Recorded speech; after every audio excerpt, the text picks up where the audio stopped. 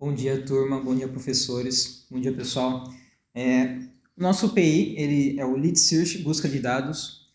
Eu sou o Bruno Rigg, estou aqui junto com o Bruno Ferraz, Gabriel Coutinho, o Everton Rian. E as matérias que utilizamos do curso para poder ter a criação do projeto foi Desenvolvimento Web 2, Engenharia de Software 2 e Banco de Dados Relacional. E agora o Gabriel vai falar um pouquinho sobre o que é o Lead Search. Bom, para começar o nosso projeto, para você entender o que é Lead Search, primeiramente você tem que entender o que é Lead, tá?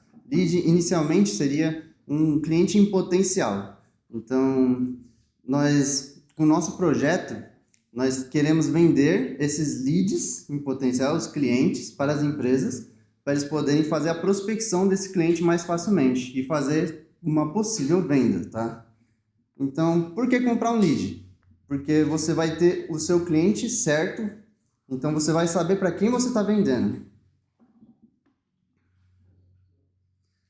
Bom, e os leads te garantem uma qualidade, né? Então como você sabe exatamente o que o cliente quer, então você, por exemplo, vou dar um exemplo, você é uma empresa de desenvolvimento que desenvolve software para contabilidade.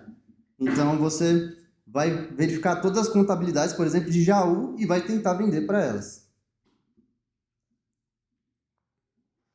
Bom, aqui temos o modelo de negócio. No caso, para começar, o principal, a proposta de valor, que é o principal objetivo nosso é oferecer os leads com um preço menor do que o governo, que no caso seria R$ 1, né? E facilitar a forma de encontrar esses leads qualificados, que, como o Gabriel disse, é um cliente potencial, então já funciona como um modelo de afunilamento, é um funil de vendas. E aqui a gente tem um relacionamento com os clientes, que através do site, feedback, eles vão poder interagir, a gente vai poder dar suporte, principalmente quando precisar obter informações sobre os pacotes, que também eu vou falar daqui a pouco, que serão as vendas dos pacotes com leads. E o segmento clientes, na verdade, serão empresas de grande e médio porte, que estão em busca desses clientes já meio que prontos, preparados para o mercado deles. E, como eu disse, é uma forma de funilamento, né? Então, eu já vai meio que ter passado por esse funil de venda. Ele já vai estar preparado para a compra ou o nicho do seguinte mercado que for entrar. E os canais de distribuição serão a partir do site de vendas e utilizando o tráfego pago, ou seja, a gente vai pagar assim para as plataformas como o Google, Facebook Ads para poder mostrar e alcançar mais pessoas com nossas campanhas, divulgando o nosso projeto e assim coletando os leads. E as atividades principais vai ser fazer consulta dos leads, todos os leads registrados, e obter todas as informações dele para passar assim para os nossos clientes. E as parcerias principais seriam a parceria com empresa de tecnologia e publicidade. Mas futuramente a gente pode fazer parceria com outras empresas também, já que lead tem em qualquer nicho de mercado, em qualquer segmento.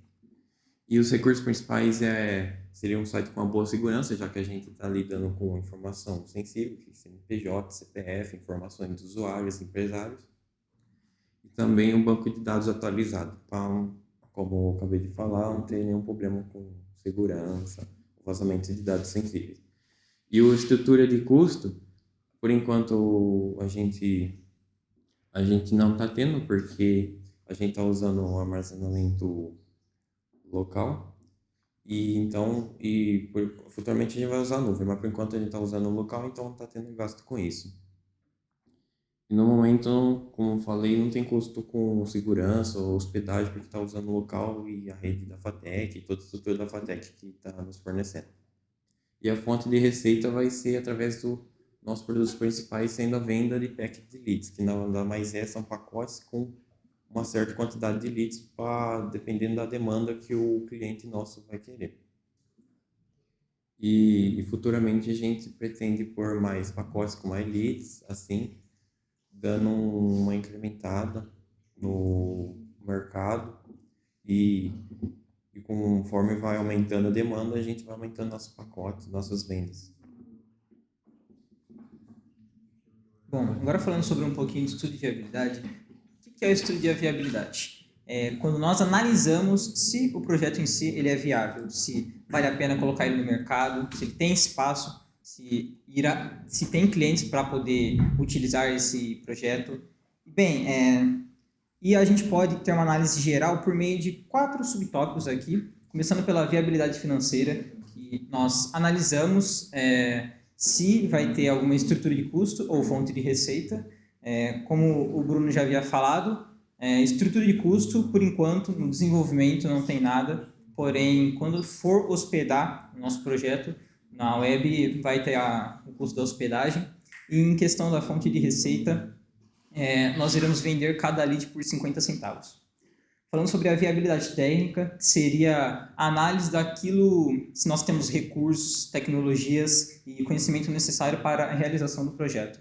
Bem, se nós temos os recursos próprios que a FATEC nos disponibilizou, as tecnologias, os conhecimentos que a gente adquiriu durante o curso, também graças ao Gabriel que nos ajudou muito na importação, que nós tivemos que pegar todos os dados que a Receita Federal ela disponibiliza. E falando agora da viabilidade no mercado, nós analisamos se o nosso projeto ele tem algum espaço no mercado, se existem concorrentes que já atuam na área, se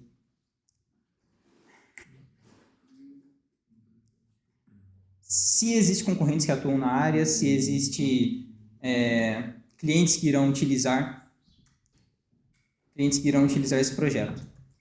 Bem, sim, existem concorrentes na área, porém é uma área que ela não é muito aproveitada, e então pode ter uma demanda alta para a gente. E em questão de as pessoas que iriam utilizar nosso software, principalmente, geralmente são clientes com empresas de grande, pequeno, médio porte, também agências de marketing que precisa filtrar para poder entregar aquele serviço que a empresa faz para os clientes certos que elas querem. Falando sobre a viabilidade operacional, que é a análise que nós analisamos para ver se o nosso software ele consegue funcionar de forma prática e entregar os leads com qualidade, e sim, ele consegue entregar para o usuário sem problemas operacionais. Aqui eu falo dos requisitos funcionais, que são as funcionalidades que nossa aplicação tem, começando por realizar cadastro de usuários, realizar login, buscar leads, que nós vamos ter 2 formas de buscar, por meio da busca simples, que será por meio do CNPJ da empresa, e busca avançada, que será por meio de filtros. Por exemplo, eu quero todos os CNPJs que tem aqui em São Paulo. Mostrar preview dos leads, realizar o suporte ao cliente e entregar os leads em CSV. Aqui nos requisitos não funcionais é a forma que o nosso software se comportará, ele tendo desempenho, segurança, usabilidade, compatibilidade, manutenibilidade e acessibilidade. Aqui no diagrama de caso de uso nós conseguimos ver como o ator ele interage com as funcionalidades que eu tinha acabei de explicar, o usuário interagindo com todos os requisitos funcionais. Agora sobre o diagrama de classe, que é o diagrama que está na estrutura da nossa aplicação, a gente pode dividir em 2 partes. O diagrama de classe que está na nossa aplicação e o diagrama de classe que se aplica aos dados que tem no banco do governo. Então, começando pela mais simples, que é a da nossa aplicação, a gente tem 2 tabelas principais, a de usuário e a de pedidos. A de usuário seria o que vai armazenar os seus dados de cadastro, de informações, de login. E a gente pode dividir em 2 partes, do tipo pessoa física e de pessoa jurídica. A gente também tem a tabela pedidos, na qual vai armazenar as informações de compra do nosso usuário, assim como também o CNPJ da qual ele utilizou na hora de realizar o seu pedido na hora da sua compra. Agora, indo para o banco de dados, em que está a informação dos dados do governo, a gente tem 3 tabelas principais. Começando pela primeira, que seria a empresa, que ela seria a marca, por exemplo, a Casas Bahia. E também temos os estabelecimentos, que seriam as construções. Então temos a marca Casas Bahia e temos os estabelecimentos ao redor do Brasil e do mundo. Então uma empresa ela pode ter vários estabelecimentos, assim como um estabelecimento ele faz parte de apenas uma empresa. A gente também tem o relacionamento de sócio com empresa, na qual um sócio seria o dono da empresa. Uma empresa ela pode ter vários sócios e um sócio também pode ter várias empresas, então é um relacionamento muito para muitos. Essas são basicamente as tabelas, as classes que a gente tem. A gente tem algumas outras classes também, mas elas são apenas auxiliares para complementar as informações das tabelas principais. E a gente tem um último relacionamento, que seria de pedido para estabelecimento, na qual vai fornecer estabelecimento para pedido os CNPJs necessários onde foi realizada aquela pesquisa. Aqui a gente tem o banco de dados. Ele, em essência, é praticamente a mesma coisa que o diagrama de classe, tendo algumas diferenças, como os relacionamentos muito para muitos de empresa e estabelecimento, assim como também de pedido para estabelecimento. A gente também fez uma alteração em usuário, na qual a gente, diferente do diagrama de classe, a gente decidiu apenas colocar um atributo na tabela usuário, em vez de ter uma herança como está no diagrama de classe, a gente deixou apenas um atributo. Se diz se é pessoa física ou pessoa jurídica. E agora a gente vai falar sobre a importação dos dados, na qual, como foi mencionado durante toda a apresentação, a gente teve que pegar os dados que que são fornecidos pelo próprio governo, que são dados abertos, na qual qualquer um pode acessar, mas a gente teve que fazer a importação desses dados para o nosso banco que a gente modelou. E esses dados eles vêm num arquivo CSV, que é um arquivo de texto grande, muito grande, na qual cada linha é um registro. E a gente teve que fazer o tratamento de cada linha, fazer a leitura dela, o tratamento desses dados, para aí sim a gente poder fazer a inserção no nosso banco. Porque a gente modelou de uma forma que deixa otimizado o mecanismo de busca, utilizando o índice e outros aspectos para melhorar a performance na hora de realizar as buscas por esses leads. Então a gente também teve que tomar alguns cuidados na hora da importação, para não consumir demais a memória, porque para não poder crashar durante a importação, a gente decidiu fazer embeds de 10 mil registros por vez, na qual a gente lê 10 mil linhas, faz o tratamento dessas linhas, dessas inserções e insere no banco. E a gente fez isso durante todo o CSV para poder realizar a importação. Bom, eu vou demonstrar como isso funciona na aplicação.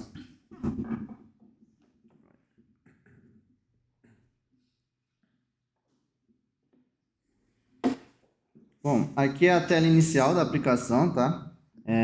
Inicialmente, nós colocamos a pesquisa de CNPJ único, sem precisar de um login. Aí, caso ele queira fazer uma pesquisa avançada, aí sim ele é necessário um login. Então, a gente fez o tratamento disso. Se a pessoa tentar acessar, ela vai redirecionar diretamente para o login.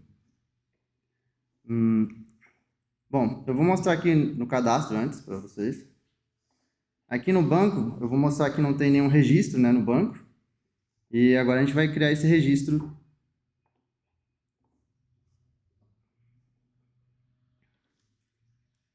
Colocar.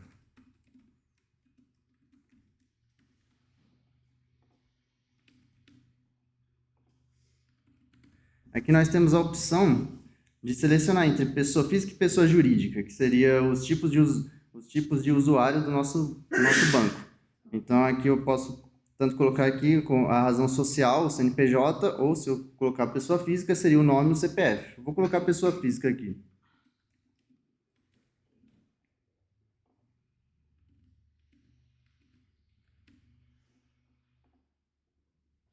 Aqui nós vamos ver no banco que o usuário foi inserido no banco, com os dados do password hasteados. Aqui tem o tipo de usuário, o documento dele e o ID.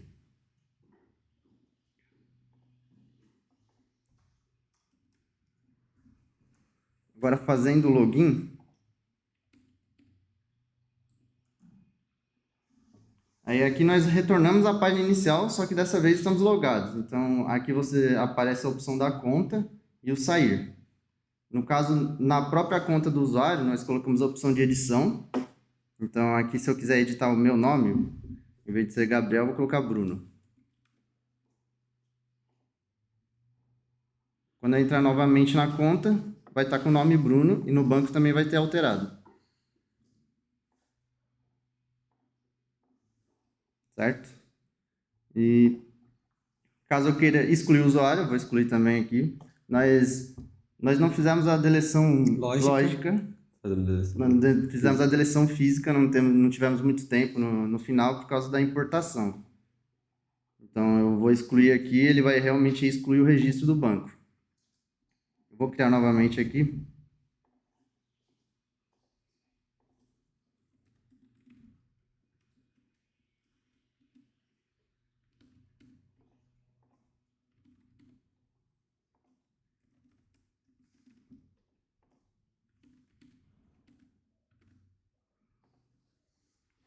Certo. Criado aqui, vou logar. Bom, eu vou mostrar a pesquisa avançada já direto, porque a pesquisa normal, eu envio da pesquisa avançada para a pesquisa normal. Eu consigo fazer essa redireção. Então, aqui nós temos os filtros, tá? Inicialmente, nós colocamos 3 filtros por causa da limitação do índice. Que no nosso banco, no meu container, ficou 107 GB só os dados normais com esse índice, que são de 3 campos. Então, nós preferimos deixar menos índices, só que já deixar mais otimizado do que colocar vários. Só que na nossa aplicação aqui, eu vou mostrar aqui, porque na outra aplicação, porque nessa tem o índice. A gente não conseguiu subir o índice neste notebook, tá? Só um adendo. Então, eu vou mostrar aqui, eu posso selecionar aqui o KNAI, que seria a atividade principal da empresa. Então, eu vou colocar cultivo de milho em São Paulo, pode ser? Em São Paulo. Todas as empresas de cultivo de milho em São Paulo. Quando eu faço a busca, ele vai me retornar... Aí, pronto. Ele vai me retornar a quantidade, tá? Fizemos um count no MySQL para ele retornar o tanto de registros que tem nesse filtro. E aqui eu mostro um preview. Então, aqui não seria o que ele realmente comprou. Então, 10 a gente estaria dando de graça para o cliente. Caso ele queira verificar se ele quer mesmo esses leads, então eu vou clicar em um aqui.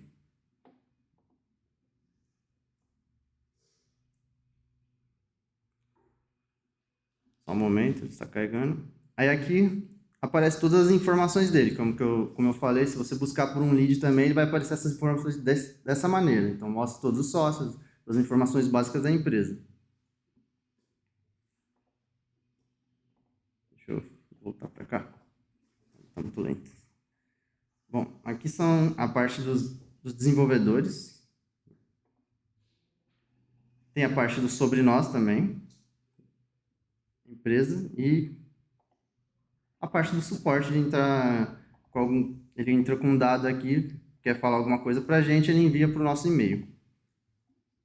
E essa página aqui é livre, então caso a pessoa não saiba o que é um lead, ela pode também clicar aqui e verificar conosco, porque essa página seria aberta, né? Essa página inicial.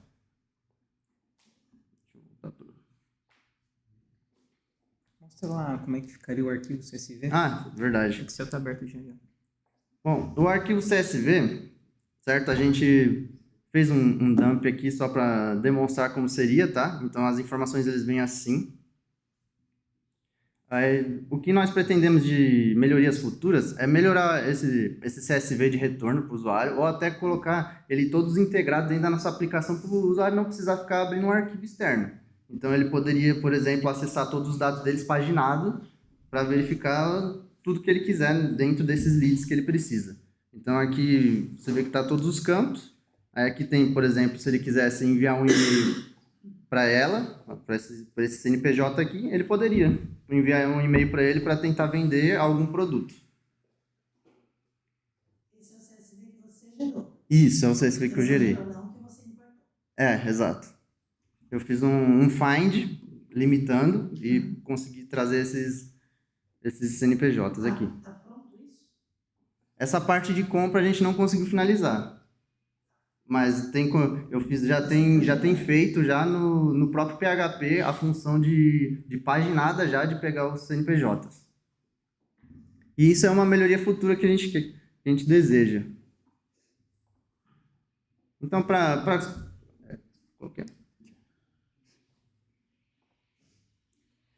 Bom, Então, para as melhorias futuras, nós pretendemos fazer essa integração que eu falei, já colocando todos os dados integrados no próprio sistema, já para o usuário conseguir paginadamente, conseguir ver cada um dos dados. E também fazer um caching, porque normalmente você faz um find no banco e é muito pesado, então a gente quer cachear esses dados para o usuário para ele não fazer outro find no banco, que ficaria muito pesado.